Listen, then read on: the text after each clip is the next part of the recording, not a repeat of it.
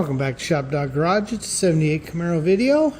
The astute amongst my audience will notice the valve covers are back to the dyno covers. That's to protect the new ones and to keep things out of the way. I brought the rib knot gun, and unfortunately I think we're going to have to go metric when we mount the coil, but we will see. But if I remember, the coil had some nice little machined locators in it, and he had some 6mm bolts that fit it really nice. So once I get that dug out, we will go through that, figure out exactly where here we're going to put it so that we can make the last wire for the coil, and we will see how much further we get.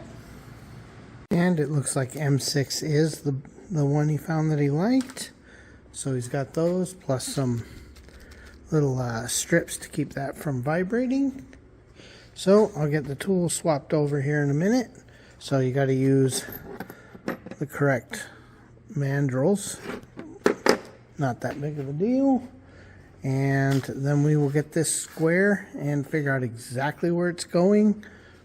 I think we had talked about placing it under this lip here, but I'd like to crawl inside, verify that I'm going to have no issues there. And it does look like we're double walled up here, so that shouldn't be too bad. And that's where we think we're going to go ahead and put the coil. We kind of checked, and it looks like there's actually a gap between this wall and this wall. So we're going to be very careful about how deep we drill, and maybe we don't break into the water. Okay, I've actually got to drill it out to 3/8 to go with the M6. But I started with tiny pilots, and that's how deep they go. So we'll be able to put that in without breaking into the cowl, and that's great. We've got those drilled. So let's get our tape pulled. You can see that goes into that mat on the back there. And let's get some rib nuts installed. This should only take a few minutes. Okay, and there you go. That is mounted. So, and he had made a little gasket, and we put a little dum-dum around the holes just to make sure. But yeah, that's going to work out. Now we can measure for the coil wire. It's not very long, obviously. Okay, so now we have a coil wire. Did it the same way as last week, so no big deal. On these things, these obviously the nut is a type of lock nut on there, so yeah, these are real fun to put on. Also, for some reason this one doesn't want to retract, so I got to play with that.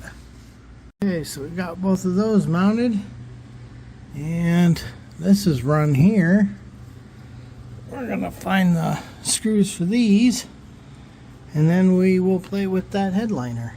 Okay, so that's the inside of the old one, and the new one, of course, isn't trimmed or cut in any way, and we don't have a real good feel for it, so we're going to try to just potato chip clip this thing up and go from there.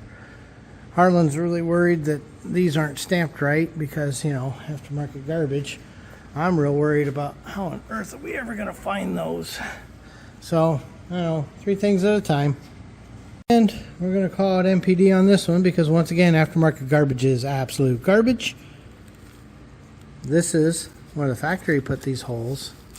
One, obviously if we drilled for those, we wouldn't come anywhere close to lining up. But two, if we line up the rest of it, okay, well, we're stuck on something. There we go. And then over my way a little. Okay. We have that problem. So no matter what, we're going to be fighting that because, of course, this is a plastic backer and not this card stock. So that's going to be fun. Okay, so for now, there were some locating tabs, and we definitely have those located in here. And now I'm going to grab a razor blade and an awl, and we're going to start seeing what we can do to figure out the visor mounts the light. In fact, I'm probably going to start with the light because that'll give me a little support in the middle anyway. Okay, finally found these, and I spent a few minutes figuring out which way they actually go. So the more triangular side points to the person, the rounded side to the A-pillar. But the problem we run into is I've still got to make that plastic hole and the stuff in the ceiling line up because Aftermarket Garbage is absolute garbage. Okay, and Harlan's getting ready to grab the torch there. We're going to make this nail very hot. Then I'm going to ever so carefully come over here and pull this down and melt out the holes where they need to be, not where they are. Okay, I wish I could say and then magically this was in, but holy monkeys, that was a fight. So of course, you know, Aftermarket Garbage, so none of that lined up. You don't get a lot of room to work.